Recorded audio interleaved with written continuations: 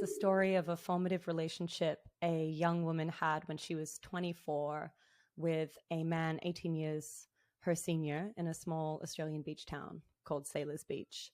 And looking back on their relationship, you know, from the perspective of some years later, she has to reckon with the choices that they made that year and how they've shaped her desires and what she wants for her future. That's well said. Thank you. Have you done that before? A couple of times. I find it changes a little bit every time. Right. So this novel began, as I think a lot of novels do. I read anyway, that it began as a short story, or like in its earliest iterations, it was a short story, correct? That's right. Actually, a short story that I wrote a decade ago now. So I was the narrator's age when she meets Jude. I was 24, and I had this idea about a young woman, her older boyfriend, and their dog. And it was still set in this kind of isolated Australian coastal landscape. I was thinking a lot about the isolated beach towns that I visited when I was a child in Victoria and New South Wales. And so I wrote that story, and at the time I was satisfied with it. And I thought I'd said what I had to say. But after I moved to New York to do my MFA, I just kept getting drawn back to these characters and this landscape. And they kind of just stayed with me. And so it was a slow process of kind of chipping away at these stories for a few years, thinking at first I would maybe write a linked collection, which is a form I love and deeply admire. But yeah, it took me a long time to kind of understand that it really was one larger narrative that I was thinking about, the arc of this relationship. And turning it into a novel, I think, also allowed me to kind of bring in more of the narrator's own backstory and the kind of influence of her upbringing as the daughter of two drifters, this kind of loving but impulsive mother and an itinerant absent father. So do you have any sense of why, these characters, the unnamed narrator, female narrator of the novel, and then her older boyfriend, Jude, and their dog, King, why did they stay with you? I mean, again, the genesis for this is when you're 24. But it's fascinating to me because this happens to, I think, all writers. Like certain things just get stuck in your head, and the only way to exercise them is to spend a decade or whatever writing a book about it. So do you have a sense of why these characters in this situation were so sticky? It's a great question, and I don't know if I have a good answer for it, because I think, who really knows why we get fixated on the things that we do? I think that part of me just wanted to understand these characters more deeply. I think that, the novel is not autobiographical in a classic sense, but a lot of the characters are kind of, as characters often are, amalgamations of people in my life. And I think that's something that always compels me, is just trying to figure out why people are the way they are. Why do they make the choices that they make? That's a big part of what brings me to writing. And I think that I just hadn't kind of fully understood them or unraveled their story yet. And so I kept wanting to go back and say a little bit more, uncover a little bit more. And I think also what was really interesting about the process of writing this novel is that, I aged with the character in a way. I started writing about this experience when I was 24, the same age she is, that kind of formative summer. And in a way, I think I had to get older to allow myself to be able to tell the story retrospectively. I think I just needed more perspective. And maybe that was part of it, part of the reason I kept being drawn back. That as I got older, I had a different perspective on the relationship and on the situations than I did when I first wrote that story. How many drafts did you go through? Do you have a sense? It's a complicated question because I was working on it in this kind of piecemeal way of these stories, which I would revise, maybe 3 or 4 times a story. And then at a certain point when I realized that that form wasn't really working for me, I basically had to unravel the whole thing. And it kind of felt like I had these like little parcels all neatly wrapped up. And I was trying to make these like individual, perfect, polished objects. And when I decided to turn it into a novel, in a way, it felt like I was like kind of snipping all the ribbons and just making this big mess, which I did physically spread out on the floor at a certain point.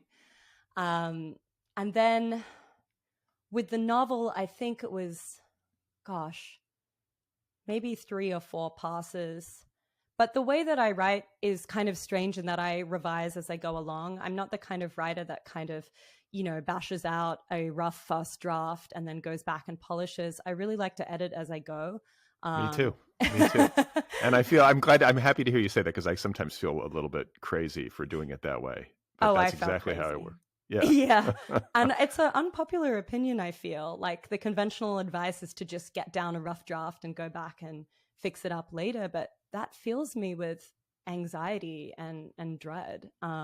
I feel like what it does, like, it's like giving yourself permission to write a shitty draft just means you're going to write a shitty draft. Like, and I don't know, just temperamentally, I've got to get it as right as I can get it every time.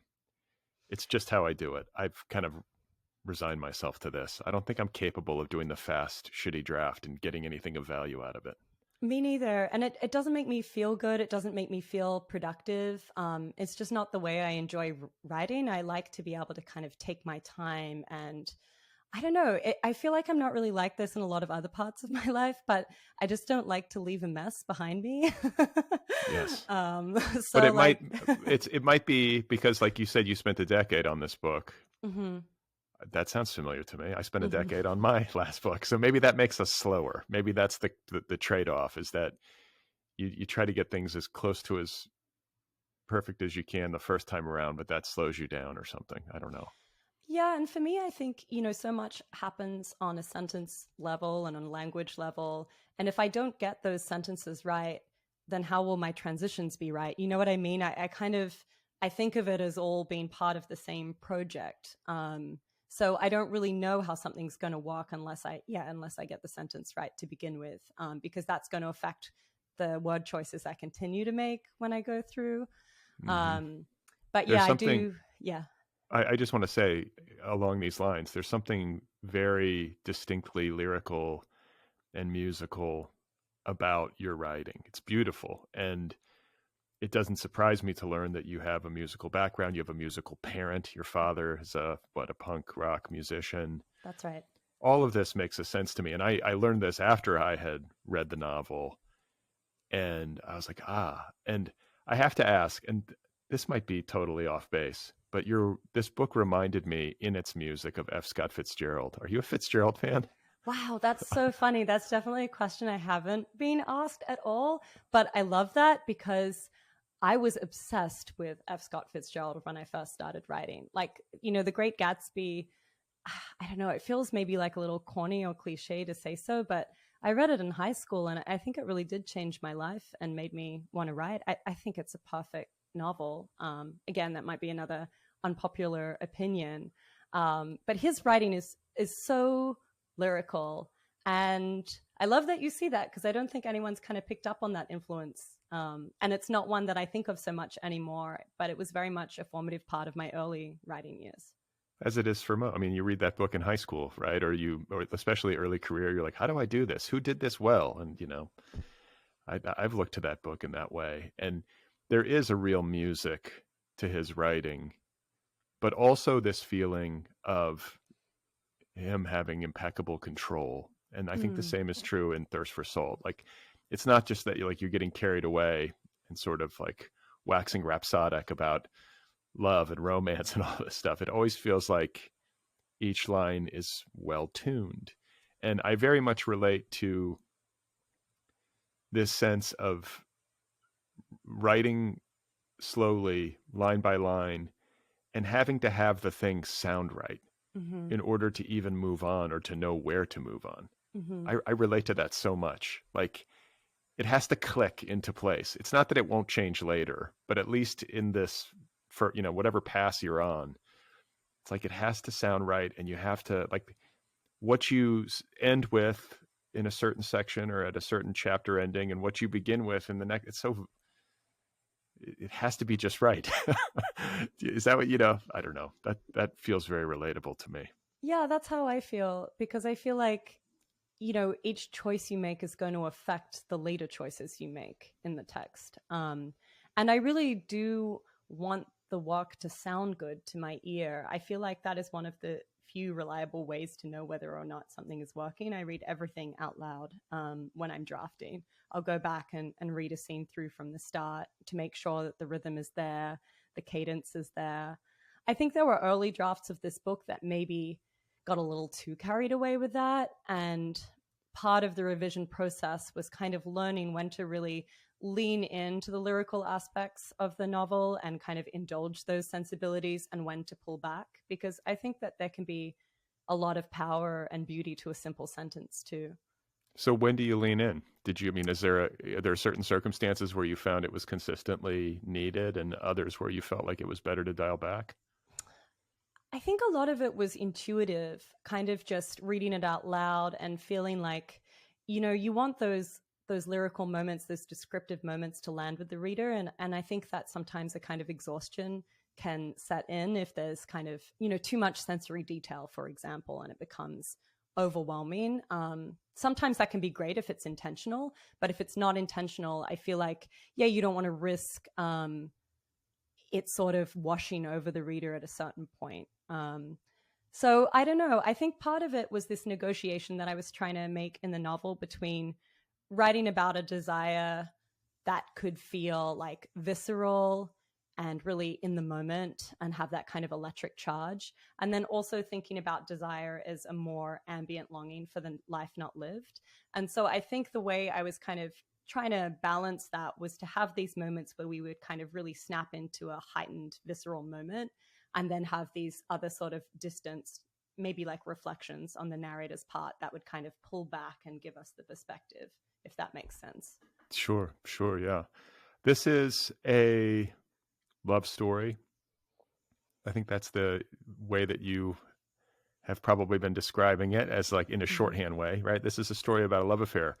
And something that I thought from a writerly perspective as I was reading it, like I'm always interested in the vessel for a work of fiction. That's what I call it anyway. It's like, what's the shape of the story? What's the container? And I was like, oh yeah, like a relationship. What a lovely vessel, especially one that, all relationships have a beginning and an end, eventually. But especially for like a May-December romance or whatever that had this kind of short, but really like passionate and charged aspect to it. That's a great story to tell. There's a distinct beginning, middle, and, some kind of middle and end.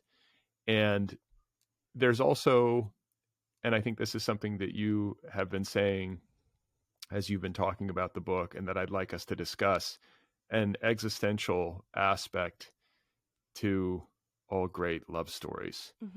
It's a great opportunity to explore that stuff, right? Yeah, I think so. When I say it's a love story, I think in a way I'm being a little cheeky, because I think that a lot of people have assumptions about what love stories are or about their limitations. I think particularly when they're written by women, they tend not to be, broad strokes here, but they're often not seen as, having as much literary value as, say, like The Great Gatsby, which is also a love story. Of course, I don't think that's true. And I think that the best love stories are existential in nature, and they are, as you say, a vessel for thinking about these larger ideas about the human condition. Like, what does it mean to love and to try and love someone? What does it mean to lose someone? These questions of grief and memory are some of our really, I think, fundamental human struggles that are such a big part of our life. And I do think that the love story is a really great way at kind of getting at some of those questions. Yeah, I think it's interesting the way that we never really get over anything. That's true. Even when it's a relationship that should have ended, that wasn't working out, it wasn't meant to be, I think people always hold on. If you've spent time in a relationship with anybody, there's always some place in you for that person and those memories, and never fully exits. Though you can go a long time without thinking about it. It's not like you're always carrying it around. But that's a fascination to me. And I think with this one, the intensity of it for the narrator, and I think also the time in her life, 24, that's young. You're just sort of, I was just barely figuring out anything at 24. So I think that is part of it. And then I think too, this issue of grief. We grieve what we've lost. We grieve maybe like the unlived life that we might have had. But I think in in another sense, we're just kind of grieving ourselves. Mm-hmm. People are pretty self-centered. So I think you look back on these relationships and they're kind of markers of time, and you go through one and lose it. And it's sort of like, well, that was my youth, or, you know what I'm saying? Like, it's kind of a way of sort of measuring the span of our own lives. No, absolutely. And I think that that is absolutely part of grieving a lover or a relationship is you sort of lose this record of who you are at a particular moment in time. Like there's this sense that they have witnessed you at a certain point in this really intimate way. And in some ways it feels like you can't access that person anymore without your witness. And I think this can happen too with friendships. If you have really intense childhood friendships, for example, and then you're no longer in touch with that person, a similar thing can happen. I don't know that it's exclusive to romantic love, but I think it's in romantic love that we maybe see that more clearly, or the most clearly. Yeah, so I was thinking about that idea too, and also I think with romantic love, so much of the grief when it comes to an end is all the things that you didn't get to do with that person, all those unrealized possibilities, that potential unlived life. And I think that in this book, to some degree, that's what haunts the narrator more than the actual loss of the relationship itself. It's kind of this grief for everything that it could have been. Yeah, I feel like romantic love, professional life. I mean, I think we all do this, right? We all sort of fixate or spend time ruminating on all the things we did and didn't do, or the choices that we made or didn't make. And am I living the right life? Yeah. That's just part of the human experience. Everybody does that, I feel like. I mean, hopefully not to excess, but it seems to be part of how it goes. I think so. And that was definitely something I was thinking about with this book. Like, I feel like the choices that we don't make are just as formative and as important as the ones that we do. And they kind of shape us as well. So we have in this love affair an older man. He's 42, Mm-hmm. and his name is Jude. And he's kind of closed off. He's not a very emotive guy. Mm-hmm. And he's sort of a mystery to the unnamed female narrator. I think he's also, in some senses, a mystery to the reader. And we're Mm-hmm. that's part of the fascination of the novel, is like, who is this guy and what makes him tick? And I think the narrator is trying to sort that out as well. And then there is a dog named King, who I love. I think everybody loves King, right? That's like, I don't know, such a you draw him really well. Like, dog characters sometimes appear in books. They need to appear more, but I loved King. And I think that one of the things that you've been talking about as you've talked about this book, I'm sure, is this age gap. There's an 18-year age difference between the narrator and Jude. And yet there's nothing predatory about the relationship. There may be, power imbalance in terms of his age and experience, but it's not something that it's not something that rises to the level of predatory or abusive or anything like that. Like, this is a love affair on relatively stable ground, right? They're both into it.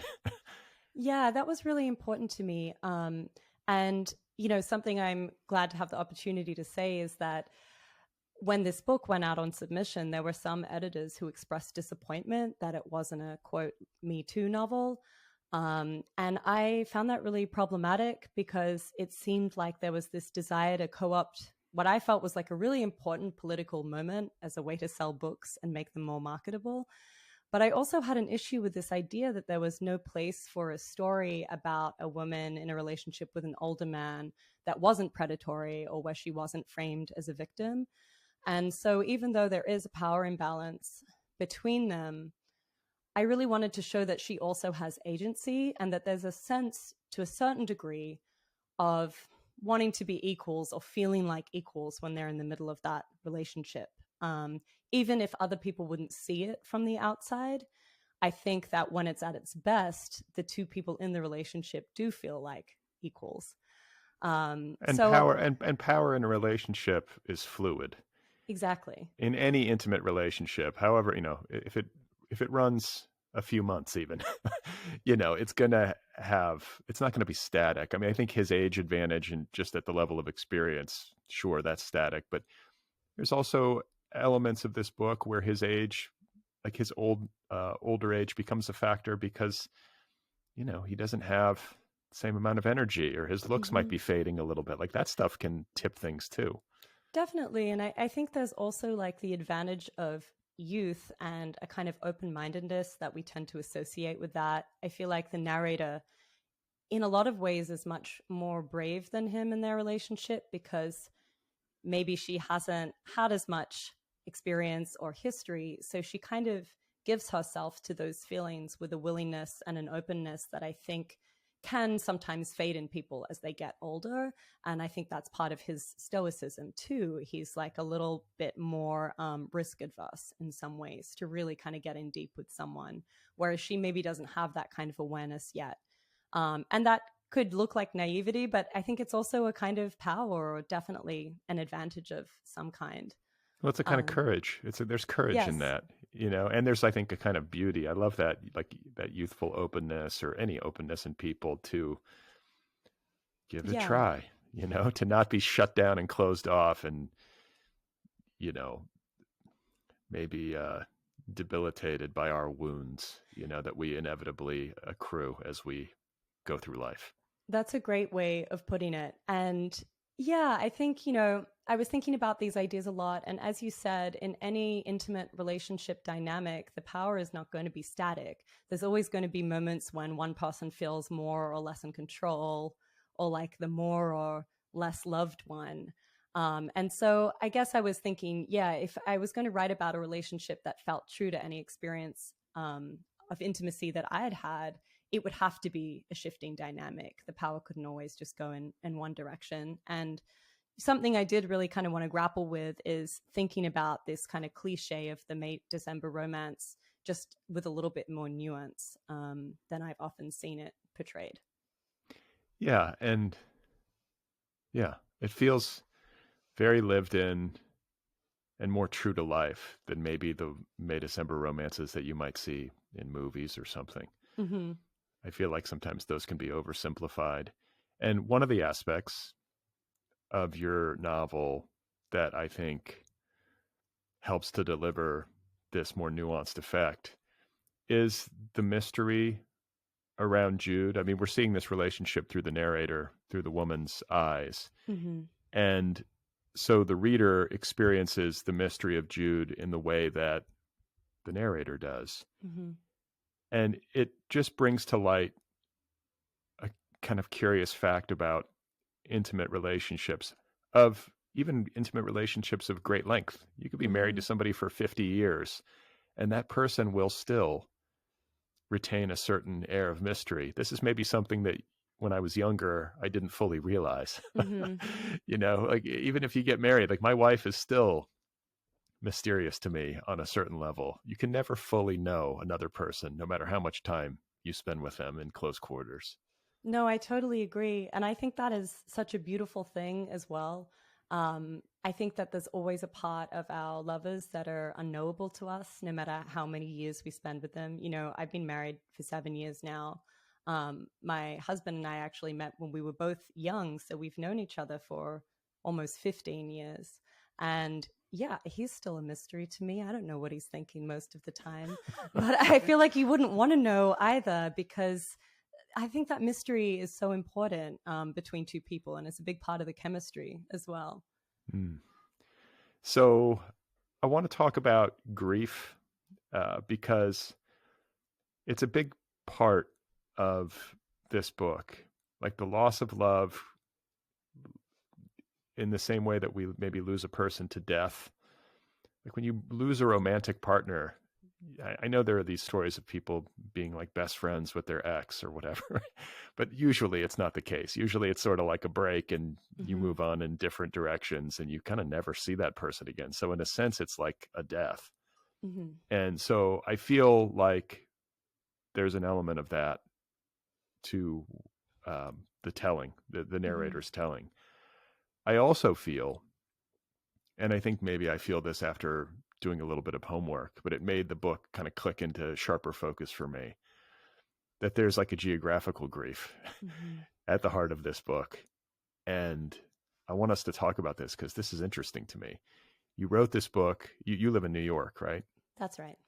But you're an Australian, born and raised. And so I don't think you could be much farther from the Blue Mountains of Australia or the coast of New South Wales than to be in New York. That's a good distance. And yet I read that you said, I think that part of this book is my longing for home, my longing to inhabit these places. The entire book unfolds in Australia, and in particular in this fictional coastal town of Sailors Beach. And I was like, oh, right. Like, she really misses this place. And I think that's what makes it so vivid. And I think that's what gives it some of that griefy energy, right? I totally agree. Like, I do really see this novel as being charged by my own homesickness, living away from Australia for the first time. And, it's just one of those things about, I don't know, the human brain or psychology. I had no interest in writing about Australia when I lived there. It wasn't interesting to me because it was right there. It was in front of me. It was all that I knew. So I don't think I really understood how different or specific a place it was until I was so far removed from it. And, I had these realizations like, where are the bird calls in the morning? Or I don't see the same plants that I always used to see.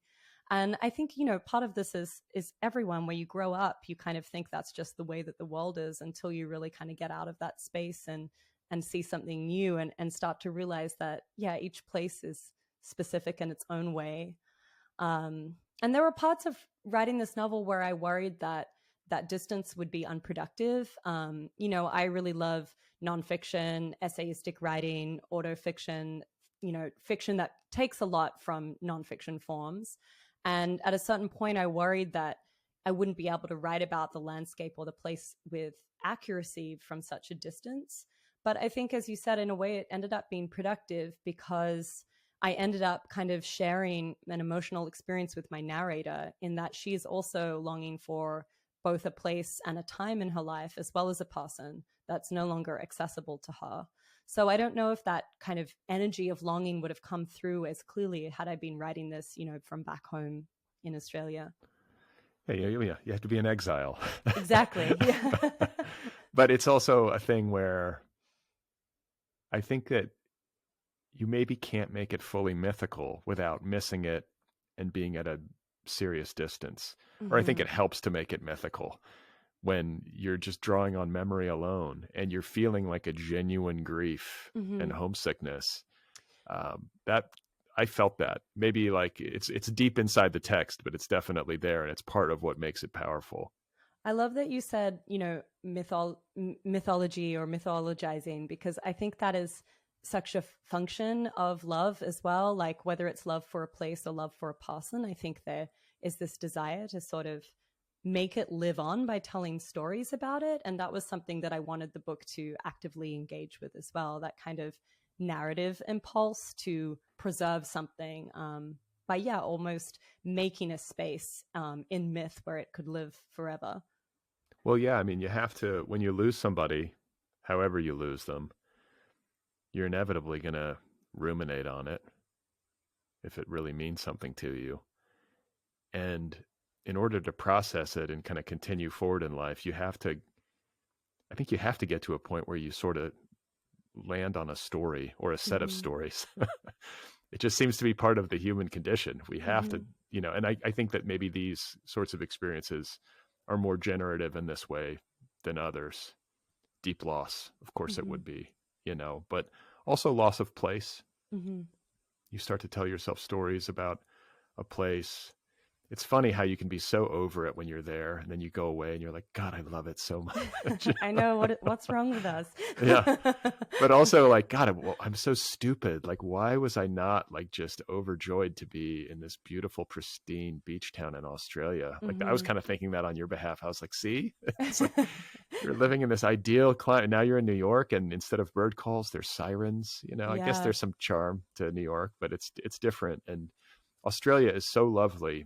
And I think, obviously um, every place has its problems, but there's something about how remote it is that I think protects it in a certain way. And there's a rarity to how pristine and beautiful and unpopulated it is, especially as a Californian. I kind of feel like California is like what Australia would be like if Australia got overrun by real estate developers. Yeah, I mean, I do feel like it's happening, but you're right, because it is so isolated.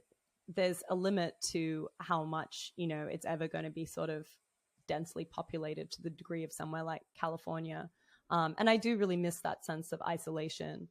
There's a negative side to that as well, though. I think particularly being a young artist in Australia, I found it difficult to really forge community. And that's one of the things that I do really love about New York is, it's a cliche again, but there are just so many writers here, and I kind of like not feeling so much like an anomaly. So sometimes I feel like, like with any isolated place, I think there's like a positive side and a negative side to that kind of feeling of maybe being out of step with the rest of the world. That can be a beautiful thing, but part of me, especially when I was younger, I think felt a little limited by it. And it is funny, as you get older, your priorities change. And now I think like, I could live in a house with a backyard near the beach. What am I doing? Well, maybe you will. Maybe you will eventually. At least you have that option, No, it's a great option to have. Kind of build your network and your community in New York now. And then, once you're established, you can move back to Australia and be sort of mysterious. And, you can just be posting beautiful photos on Instagram. Yeah, and then I'll probably just write about New York because that seems to be the way it goes. That seems to be the way it goes. So it's just to kind of review and to kind of bring listeners along. It's a love story. It's a grief story. And that grief has to do with the loss of a relationship, the loss of the unlived life, but also like subtextually, the loss of place, I think, for you as the author. It's also a family story. And I think critically so. Like, this is a subplot to the book. It's not the main event, but I don't think that this novel works as well as it does in the absence of the relationship between the narrator and her mother and her brother and her father. And I feel like there is a real, astute psychological understanding of this character in relationship to her family that makes the primary story more powerful and makes it make more sense.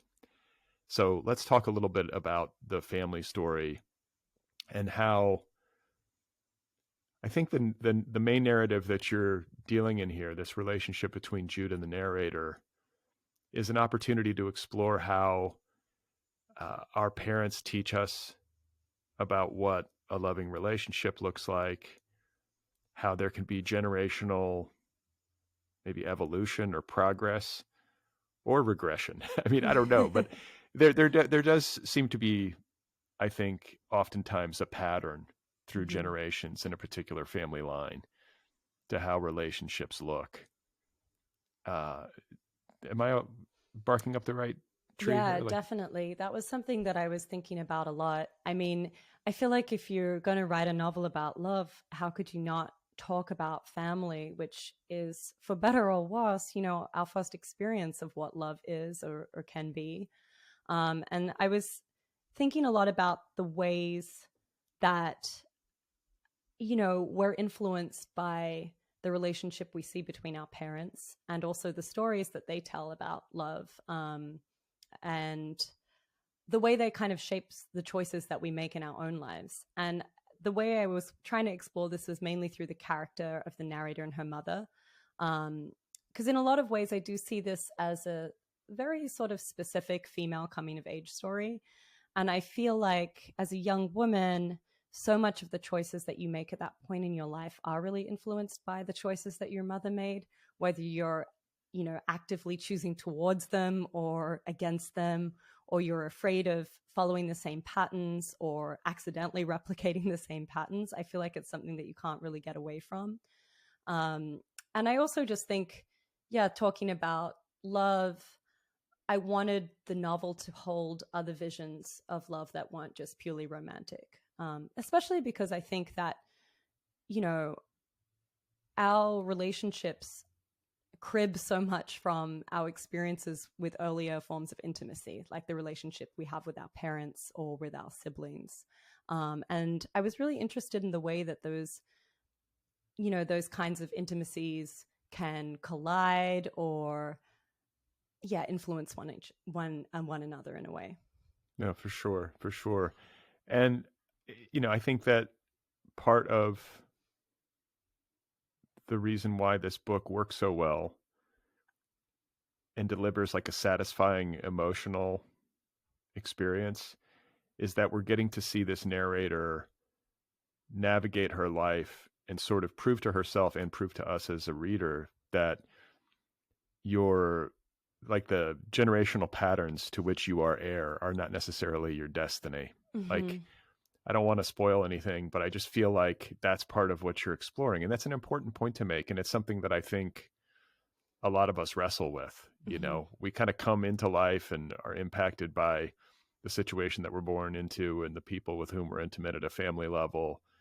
But ultimately, this character has agency, which Mm-hmm. we've discussed, like I think was important to you and is definitely important to this story. And we do ultimately get to make our own choices and make our own Yeah. way. Yeah, I think that's right. And to me, there's the fear, though, that the patterns that we see will become our destiny.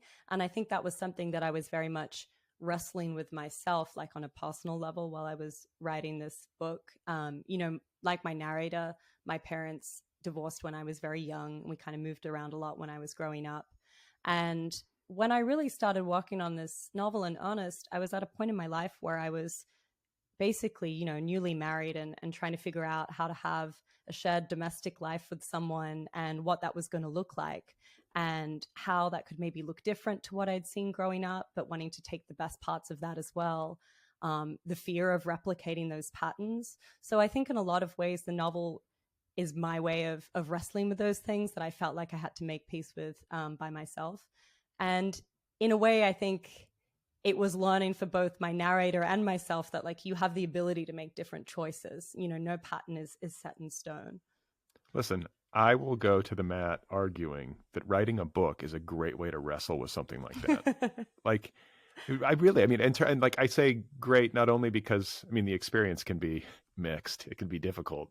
So it's not like it's like some sort of uniformly joyful experience, but Mm-hmm. I think it's great because it's effective if you really do the work. Like I find anyway that it's not like it delivers like a totally clean, perfect result, but there are much worse ways to grapple with something deep and meaningful in your life than to sit down for years and write a book about it. Yeah, really think about it. Absolutely. And yeah, and I just think too that writerly people tend to be maybe more tuned in to their insides. Is that King? Is that your dog? I'm sorry. That's a cameo from Pancho. Pancho, be quiet. Good That's boy. okay. I have Twiggy. Twiggy is right behind me. I don't know if you can see her. Let's see if I can move. See her back there? She's Oh back there yeah, behind me. the unofficial mascot of Otherppl. That's right. There she is. That's where she sits during these conversations. Sometimes she barks, but um, I don't know. I just think I mean, and I guess maybe I would turn it around and pose the question to you, like having done all this work and written this book, do you feel like it did deliver to you a deeper understanding and a good result?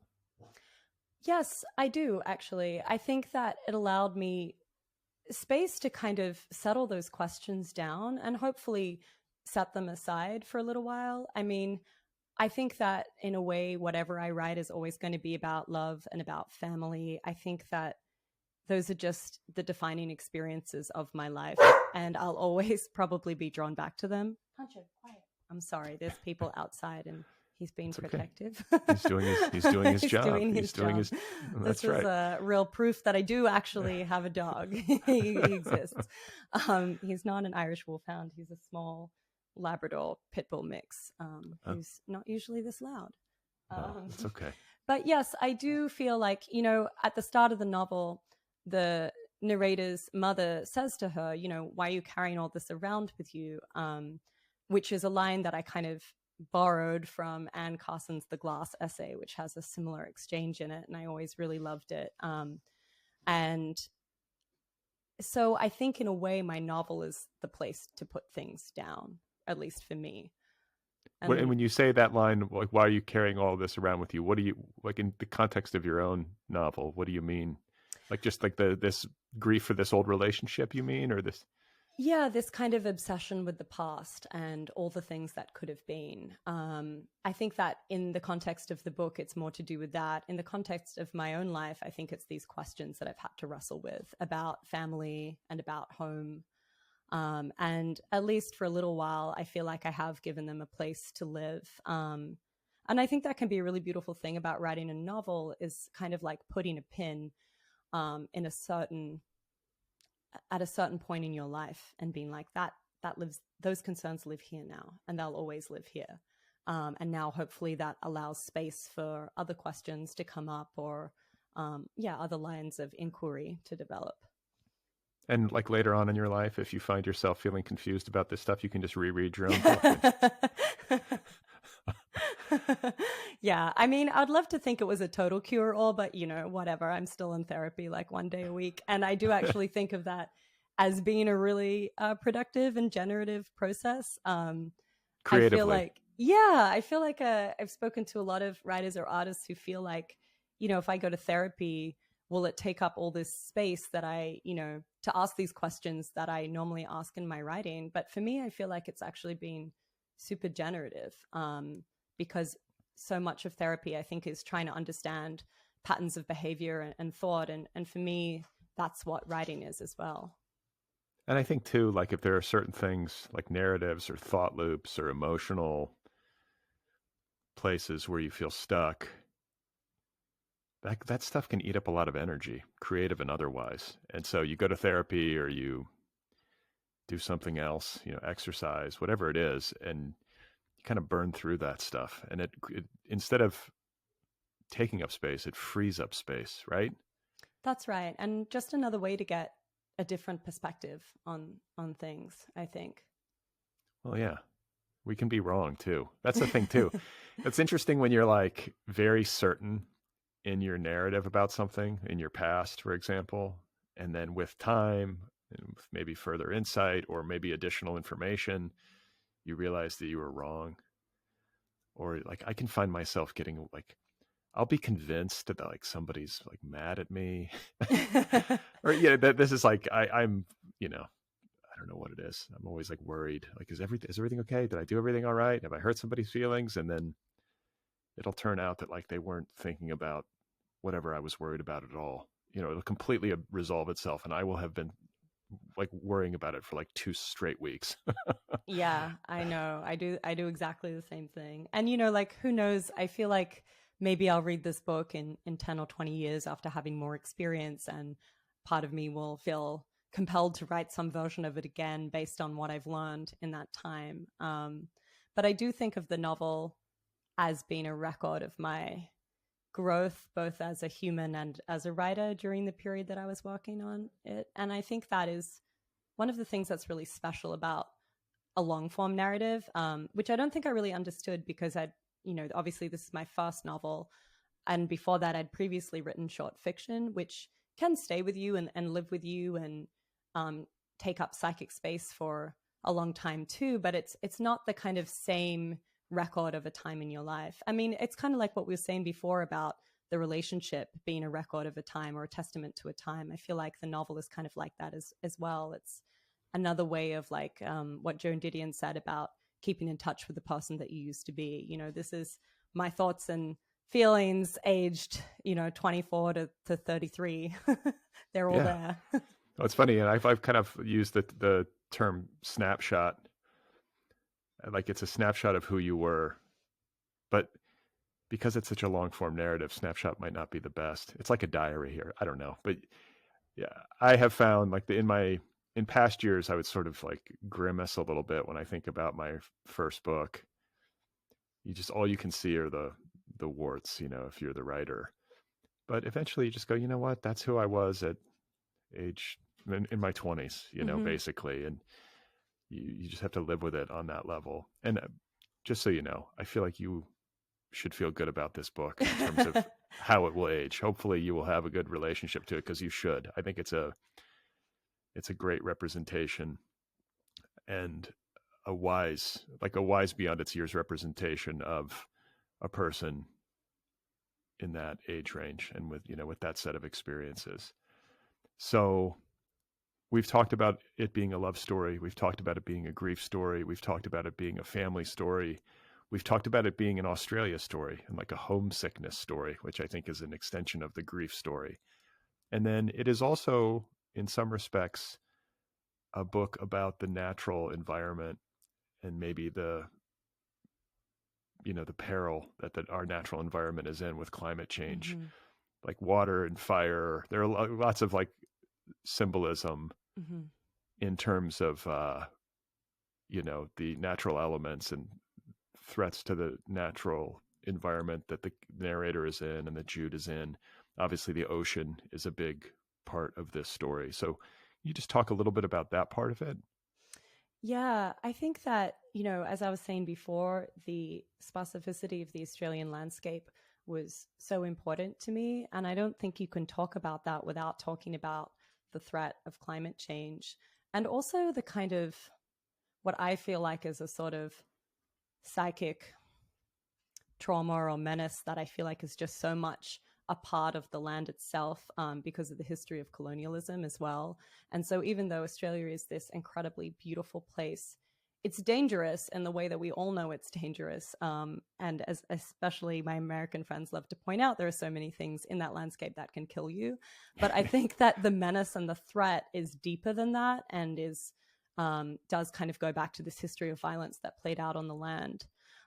So I think it was really important to me to show the ways that beauty could also contain an element of threat, and that the narrator never really feels totally at ease in the natural world there. I also think, when I was starting out writing this book, and when I was starting out as a writer, a lot of the Australian books that I read were really stories about white men in the bush who go and kind of claim this land for themselves. There weren't a lot of stories about women kind of existing in these landscapes. And so I think that I did want to show that kind of sense of unease and that feeling of like, well, maybe we really shouldn't be here. We really shouldn't be in this landscape and in this place.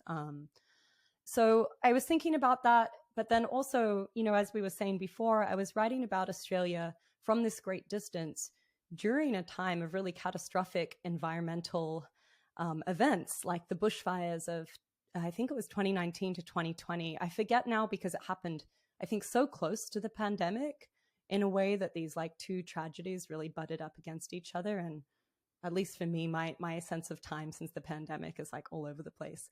But there were these really horrific bushfires, and the sense of helplessness I felt, not that it would have been different if I was at home, but just sort of watching from here while literally, parts of my home were on fire. It was really confronting and strange. And I think a lot of that found its way into the novel as well. No, for sure. And this fictional town of Sailors Beach is a stand-in for, I believe, Jervis Bay.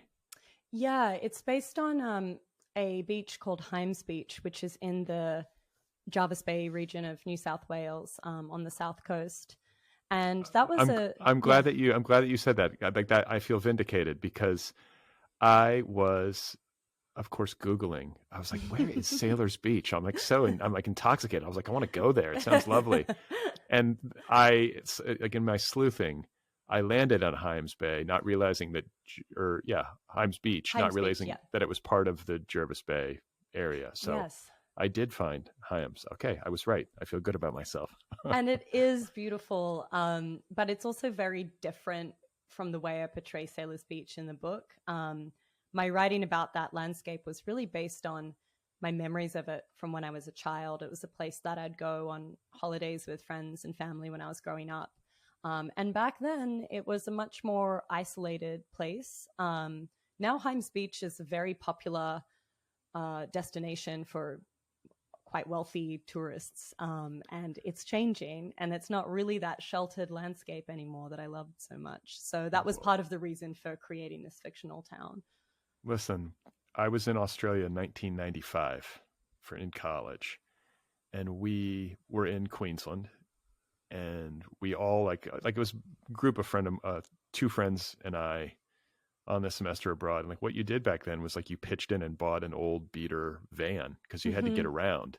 So we had like a VW van, and we would just drive up and down the coast and camp on the weekends in like surf towns. And we would go to Byron Bay, which was a total hippie town back then. And now it's like the Instagram. I mean, it's become this sort of like ritzy, kind of bougie place. And I only see it, online, but I'm like, that is not how it was. It was very low key and bohemian back in the day. Yeah, I feel like there are parts of California, I feel like, that are very similar to Byron Bay now. One of the beautiful things about Australia, as we were saying before, is because it is isolated, there are still funny little towns like that sort of haven't really made their way into, I don't know, the kind of modern tourist world, which I really love. They haven't totally been prey to the Instagramification of everything. Right. But I do see that a lot of those beach towns are changing. And, obviously there's so much money to come from tourism. But it was just, it's kind of strange to see how much that Jervis Bay area has changed and is changing from the way I remembered it when I was young. And, even within the last 10 years, I feel like you could go there and there would be places where there was no cell service, which again, I loved. Sure. Yeah. I mean, I remember I did a solo camping, like van camping trip when I was down there. And I remember driving up the coast and going to this beach called Rainbow Beach. I think that was the name of it. Most beautiful stretch of beach you can imagine. Pristine, beautiful, completely empty, to the point that it creeped me out. I was like, I'm the only person here. Like, is there something wrong? But I mean, like, that's like, Australia is huge. It's bigger, I believe, in landmass than the States. And for people who have not been there, like from a population perspective, it's obviously much smaller. And the overwhelming majority of people in Australia are coastal. So you have this huge kind of landmass, but most people are living at the edges. And the center of the country is essentially empty, mostly empty anyway. Yeah, it's crazy because I've spent some time like traveling around the United States, and it really just blows my mind like how densely populated it is, everywhere and in the middle. And all these states are so specific in their own ways with their really developed traditions, art that comes from those places. I haven't spent as much time exploring Australia, which I feel kind of ashamed about. But I think when I was younger, it was the only place that I knew. And so whenever I had the opportunity to travel, I just wanted to like leave the country, which I think a lot of young people have that urge growing up, and being so isolated. I didn't leave Australia for the first time until I was 18.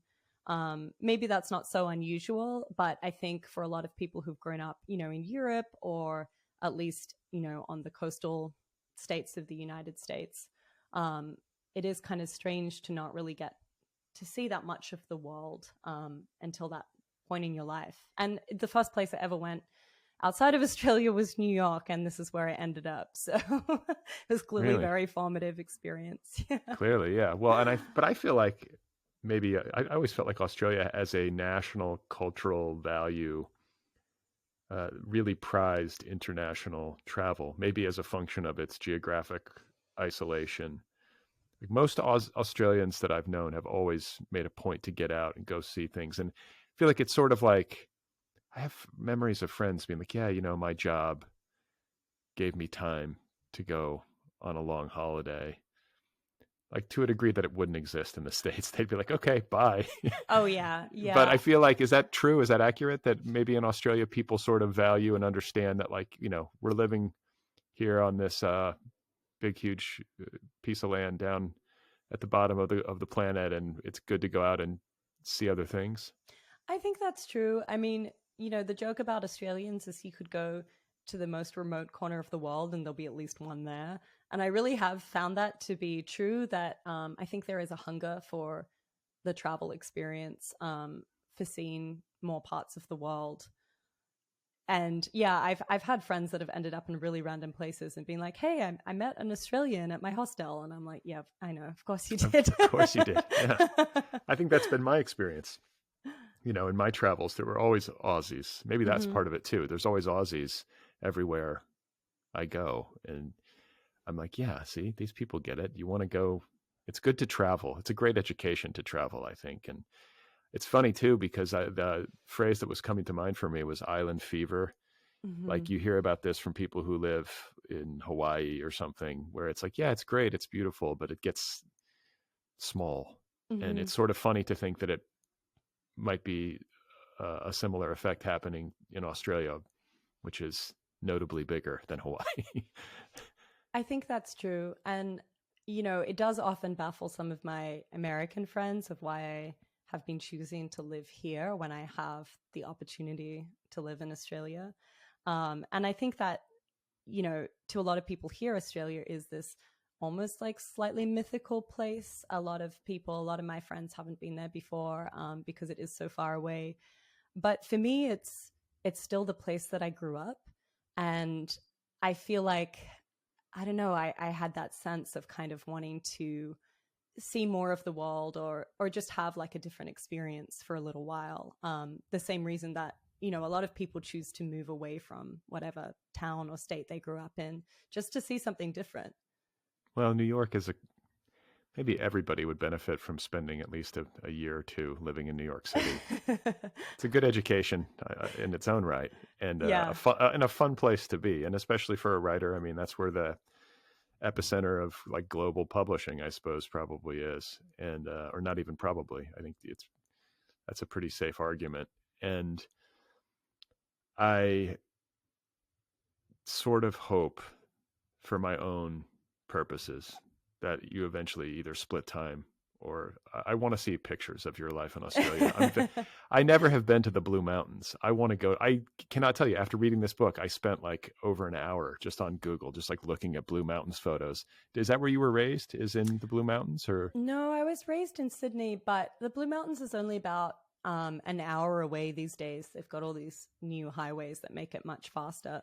And it's the kind of place that I guess Sydney siders would go for weekends, the way that in New York people might go to the Hudson Valley for a weekend or something like that. It's a good escape to kind of a smaller town, where there's plenty of beautiful nature. You can do the most amazing bushwalks and hikes. Yeah, that sounds like that's up my alley. What towns in the Blue Mountains are good?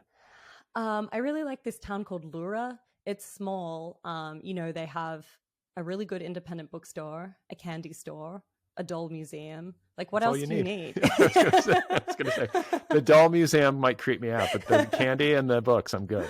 What's a small town if it's not like slightly haunted? So, the doll museum ticks that off the list. But there's an incredible walk that you can do around these mountains, and the characters do this walk in the book, called the Three Sisters. There are these three rock formations, and that's it's around, I think it's closer to Katoomba, but it's just an incredible walk with these like amazing views and vistas.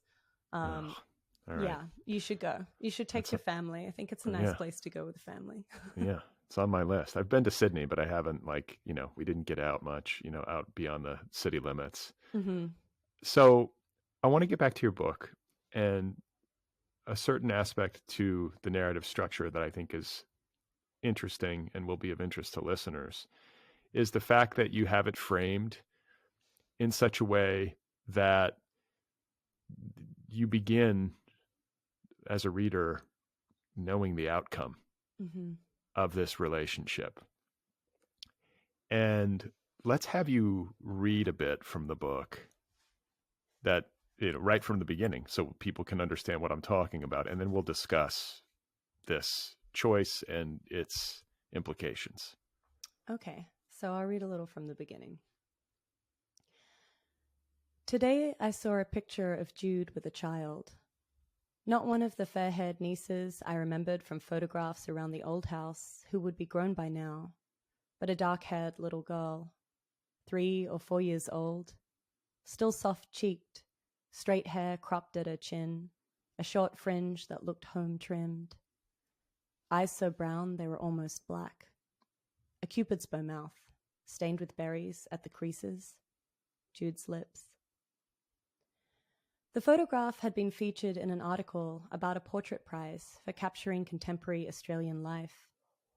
The artist herself was unfamiliar to me, but it had come up when I searched Jude's name.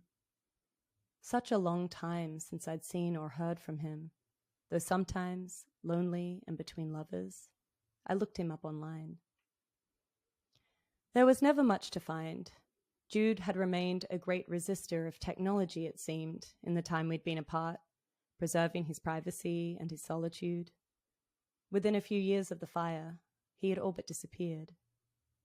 But then this. Jude and his daughter overlooking a green valley at a farm or vineyard, mountains behind them, bluing with distance, somewhere in Tasmania. Low grey fog lingering above the hills like a memory of smoke. It was something in the way he held her. That's how I knew she was his. Not composed and smiling the way you would be when holding someone else's child to show that everyone is having a good time. They were caught off guard, Jude with his back to the camera and the girl in his arms. She was peering over his shoulder at whoever was taking the picture. He'd turned, just at the moment the shutter fell. His lips parted, as if about to speak. His face had aged, skin creased and papery at the corners of his eyes and the folds of his neck, which looked sunburned and tender, his hair cut shorter now. If I'm 37, Jude would be 55. Old, perhaps, to be a first-time father. And he did look tired, a dark patch beneath each eye like a stain, a new vulnerability to his expression. It was a beautiful photograph, and I was surprised how much that hurt. The greens lush and saturated like a country fresh with rain. Color so rich I could almost taste the earth, the water in the air. The little girl's expression, solemn and soft. The art of it, the intimacy of that gaze. Briefly, it seemed like I had stumbled across an image from another life, that what I had seen was none other than the unrealized possibility of our long-ago love. Lovely. A great beginning. Thank you. And I should tell listeners, like the entire book is like this. It's beautifully rendered novel and just beautiful book line by line. And you're so great at description and metaphor and just like, I don't know, drawing these characters in the world that they inhabit so vividly and so like poetically without going overboard. So kudos to you. And what I want to talk about specifically with respect to the beginning of this novel that you just read has to do with the fact that you're sort of giving away the game. We know from the beginning, okay, this relationship didn't work out. Mm-hmm. We know they're not going to stay together. The two lovers are not going to stay together. We know this from like page 1. Mm-hmm. And yet, I was no less riveted as I was reading. It's like, is there something wrong with me? I was like, yeah, let me see how this thing just collapses. I guess that's part of it. But it's also, I think, on a deeper level about the reasons why. And that is maybe more moving and interesting to you as a writer, but also to a reader than the simple fact that it didn't work out. Yeah, that is exactly what I was going for. And so I'm glad it came through that way. As a reader and a writer and a human, I don't like surprises.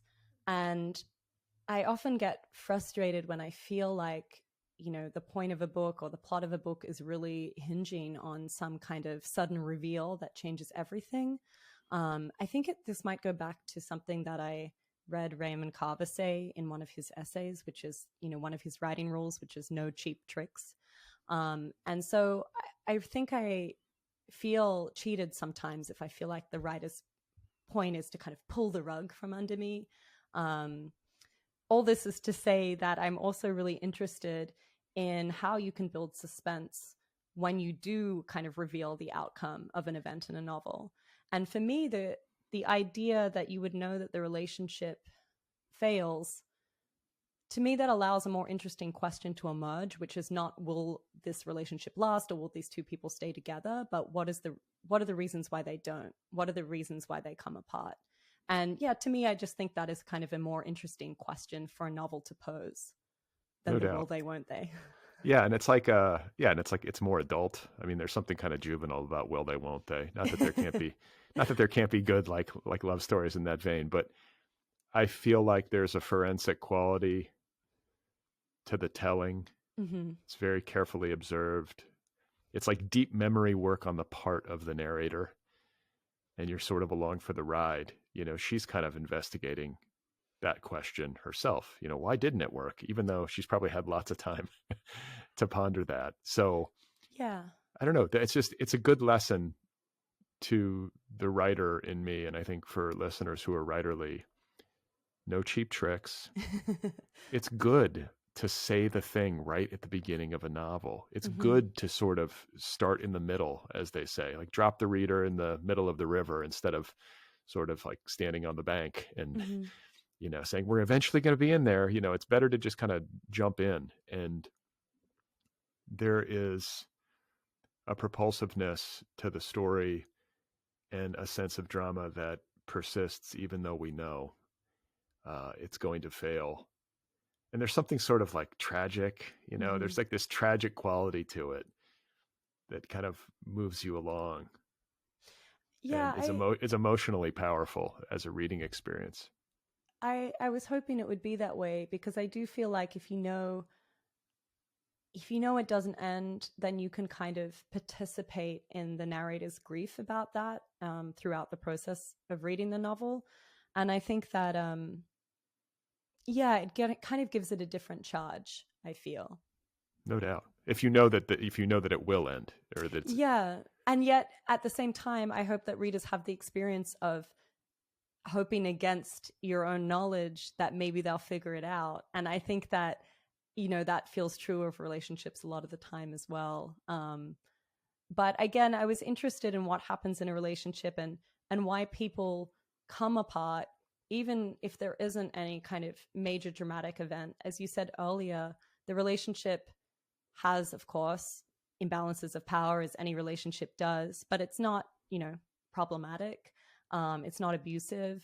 And yet sometimes people just still can't get together and figure it out. And to me, in some ways, that felt much more tragic than there being kind of any larger kind of plot or circumstances that would prevent these people being together. I think it's much sadder when it's the people themselves that are stopping themselves from being together.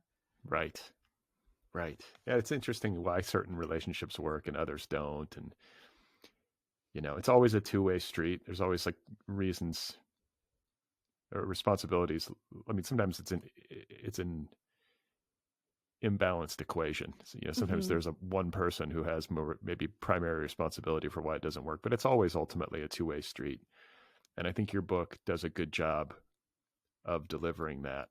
And I think what's interesting too is how sometimes relationships don't work out for reasons that are really no fault of either party. Sometimes it's just circumstantial. Sometimes it's issues related to timing, like the time in life that you're at. I think that's an issue here, that you have the narrator who's 24 and Jude who's 42.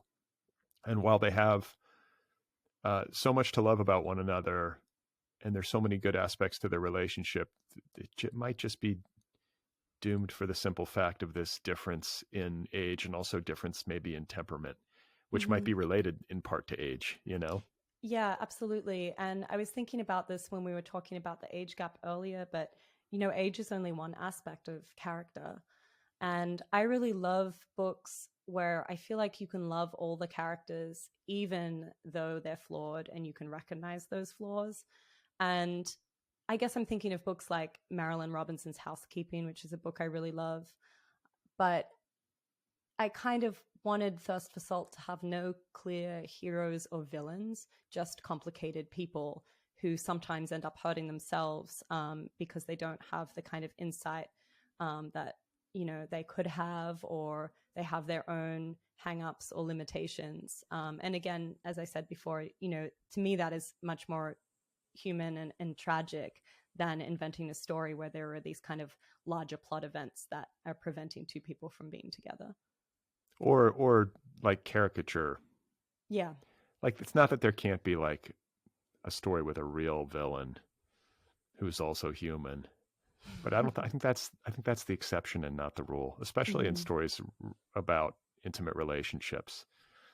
I think it's, you know, no cheap tricks, right? It's a cheap trick to draw, you know, kind of a boogeyman character set against the hero or the heroine who's trying to make it work, but is up against, you know, this bad person. That's not usually how it really is, you know. And I think this book is nothing if not human. Like, I totally bought everything you were saying in this story. Like, these people are real to me, you know, the way that fictional characters, when they're done well, tend to be.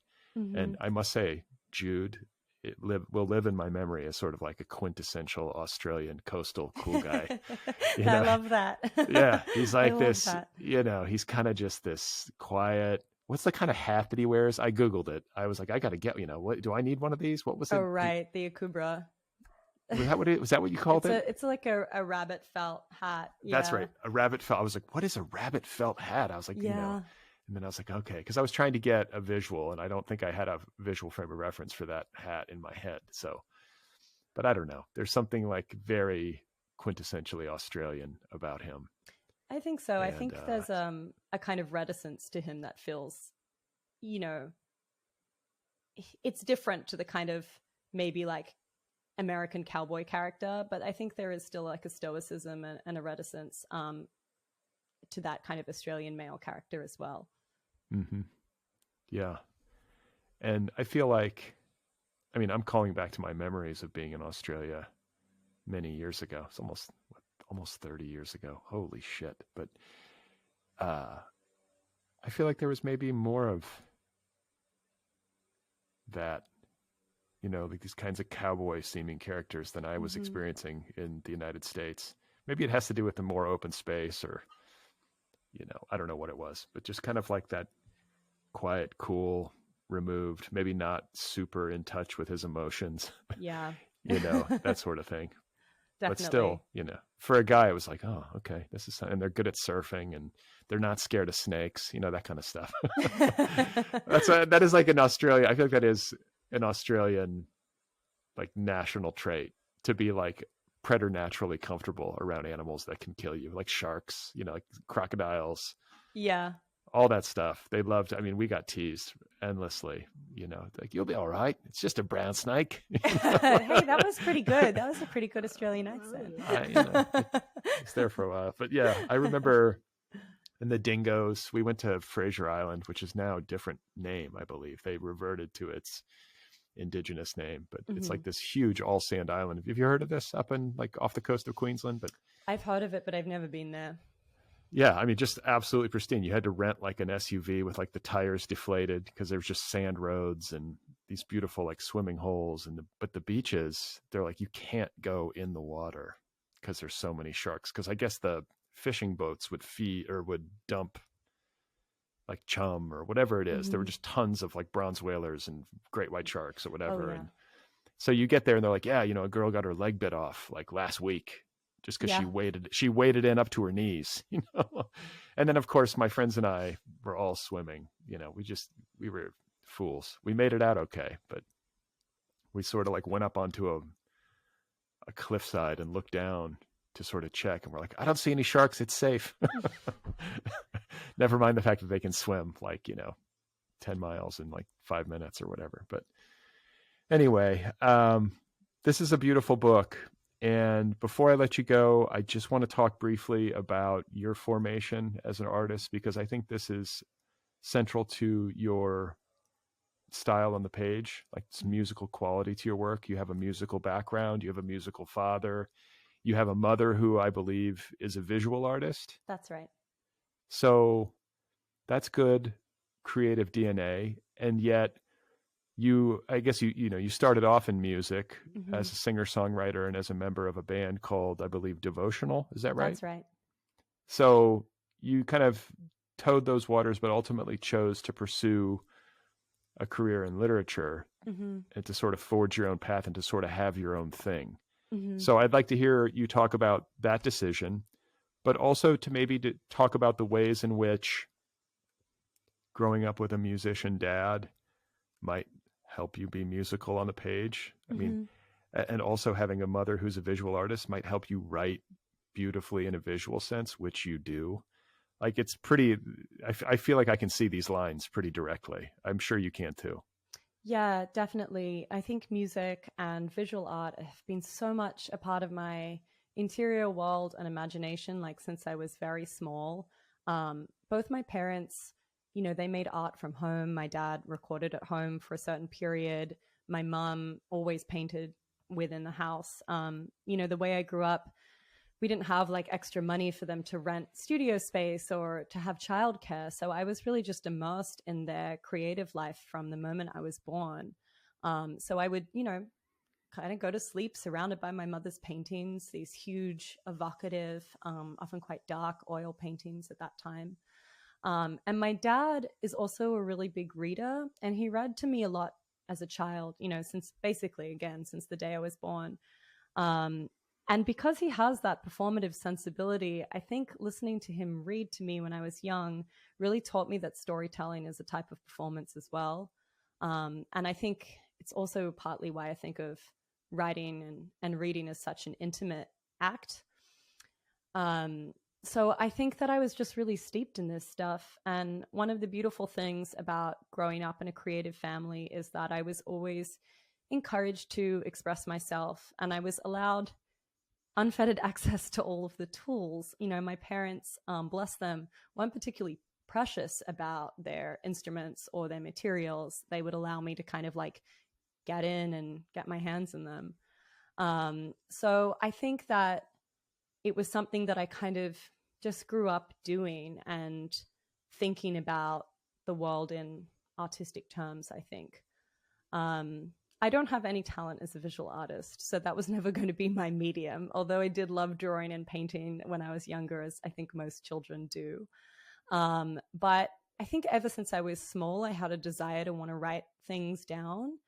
And, the other side of this kind of creative upbringing is that there were parts of it that were also very chaotic. Like we didn't have a lot of housing stability. We moved around a lot. Again, my parents separated when I was very young. And I was also kind of surrounded by all these interesting people and part of this world of adults too. So I don't know. I think part of me just wanted to like document the things that I was witnessing and experiencing. And eventually I kind of found my way to writing. I'd always been a big reader.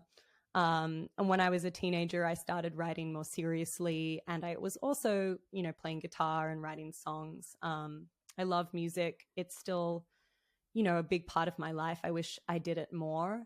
But I think when I was kind of the same age as my narrator and having this reckoning of like, I'm out of college now, I'm not living at home, I have to try and make my way into the world, I think I felt like a lifestyle as a writer was like slightly more stable than the vision of creativity that I had known, which is like hilarious to me now. And I think really shows you something about the way that I grew up, that seemed like the sensible choice. Right. But I don't think I ever really entertained doing a career that wasn't artistic or creative in some way.